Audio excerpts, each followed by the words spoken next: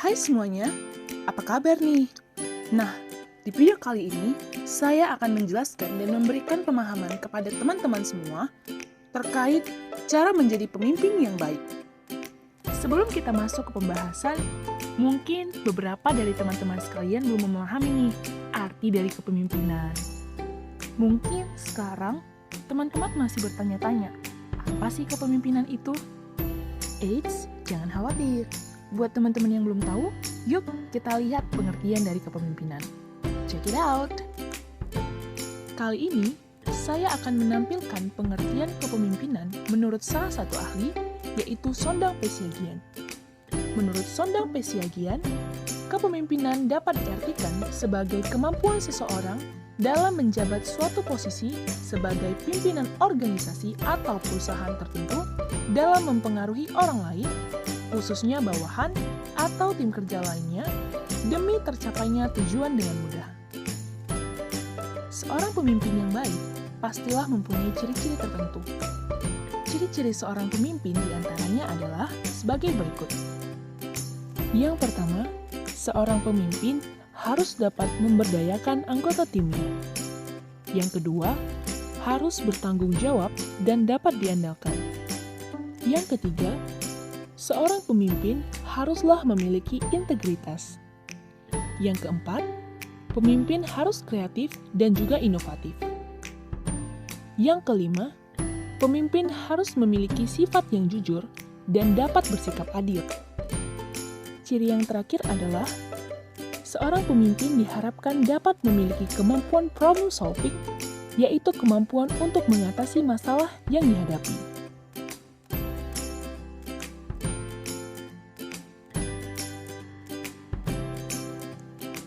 Wah, ini dia nih yang kalian tunggu-tunggu. 5 cara menjadi pemimpin yang baik.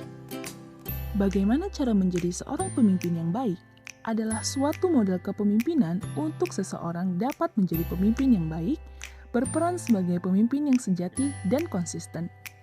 Model ini dikemukakan oleh John C. Maxwell pada tahun 2012 dalam bukunya yang berjudul Leadership 101. Model kepemimpinan Maxwell pada tahun 2012 ini mencakup 5 syarat pemenuhan untuk menjadi seorang pemimpin yang baik.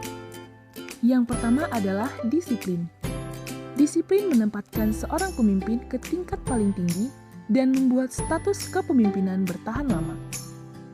Kunci kesuksesan terletak pada disiplin pribadi seorang pemimpin. Disiplin sebagai syarat awal dalam menapak keberhasilan sesuatu pekerjaan. Walaupun pemimpin memiliki talenta, bakat, ataupun kemampuan lebih yang oleh karenanya, dan betapapun berbakatnya seorang pemimpin, tidak akan mencapai potensi yang maksimal jika pemimpin tersebut tidak disiplin. Adapun syarat untuk memenuhi disiplin antara lain, yang pertama, jangan berkecenderungan untuk mencari alasan. Kecenderungan ini merupakan pembenaran diri saja dan harus berani menghadapi untuk mencapai status yang lebih tinggi sebagai pemimpin. Yang kedua, jangan menerima imbalan sebelum pekerjaan selesai.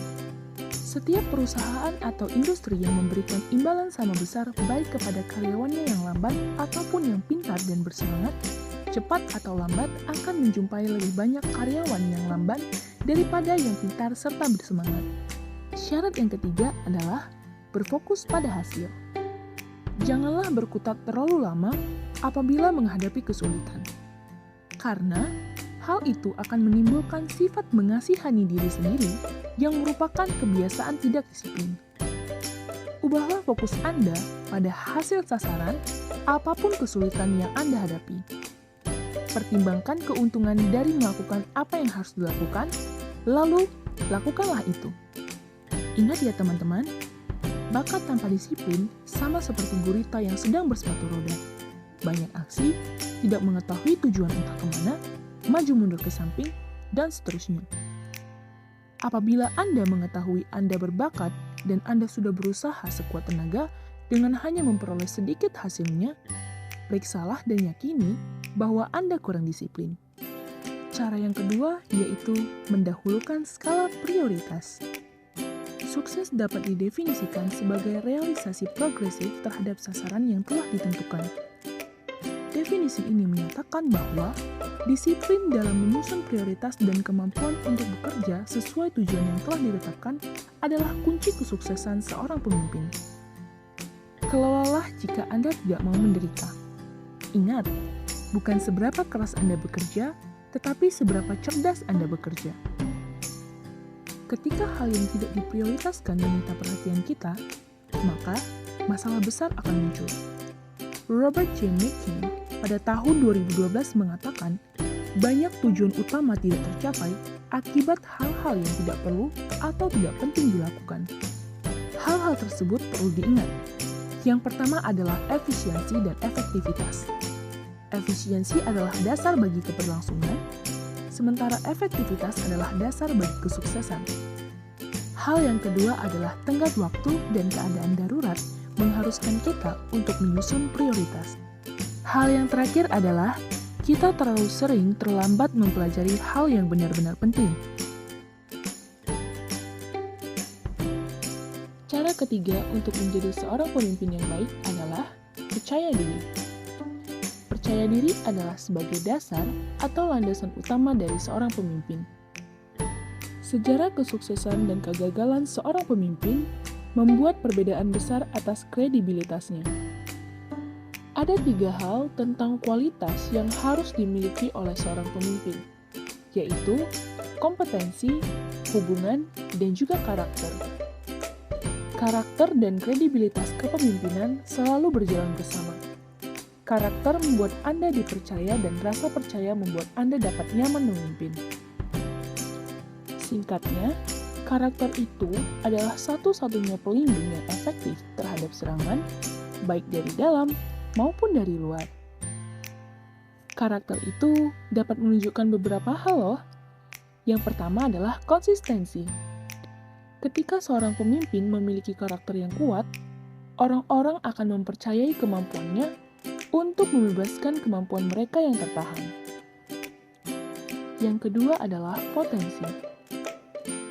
Potensi dapat diwujudkan dengan memberikan harapan akan masa depan pada para pengikutnya. Tetapi, pemimpin juga harus menunjukkan rasa percaya pada diri mereka sendiri dan juga organisasi mereka. Yang ketiga adalah respek. Sudah jelas bahwa respek sangat penting untuk kepemimpinan yang bertahan lama. Bagaimana cara para pemimpin memperoleh respek? Seorang pemimpin dapat memperoleh respek apabila ia mampu mengambil keputusan yang berani, mampu mengakui kesalahan, dan lebih mendahulukan apa yang terbaik untuk pengikut dan organisasi. Tidak ada pemimpin yang bisa tetap memberikan pengaruh yang sama bagi pengikutnya setelah ia merusak kepercayaan mereka. Rasa percaya adalah dasar dari kepemimpinan. Jika Anda merusak kepercayaan pengikut Anda, kepemimpinan Anda pun akan berakhir. Cara keempat untuk menjadi seorang pemimpin yang baik adalah dengan berinovasi penciptaan hal baru yang efektif. Bagaimana sih langkah-langkah dalam berinovasi? Yang pertama, Anda harus melihat dan memahami impian sebelum Anda memimpin. Yang kedua, berfokuslah untuk mendengarkan. Yang ketiga, pikirkan perubahan apa yang ingin Anda lihat di sekeliling Anda.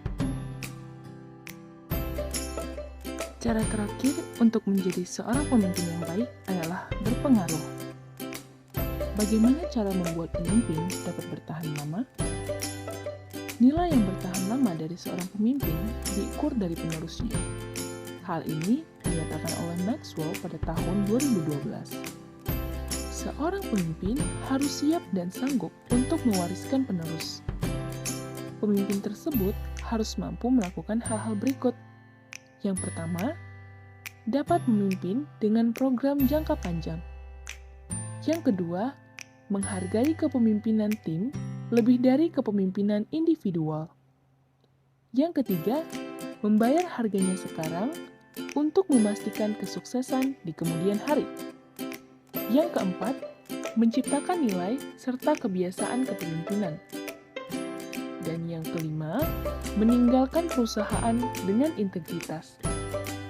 Jadi intinya, Kesuksesan itu tidak diukur oleh apa yang Anda raih, tetapi oleh apa yang Anda tinggalkan.